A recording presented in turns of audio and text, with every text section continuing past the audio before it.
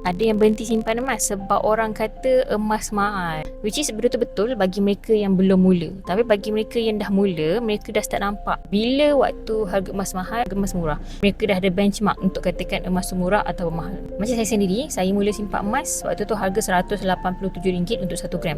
Hari ni kalau orang tanya emas murah ke mahal, of course saya akan kata mahal, sebab saya pernah beli waktu harga 100 lebih kot. Tapi walaupun harga emas dah naik sampai up to 700, kenapa saya masih lagi beli emas? This one point yang buatkan saya masih kekal menyimpan emas, iaitu habit duit yang selalu bocor. Ada orang yang memang dia boleh disiplin simpan duit dan dia tak usik duit.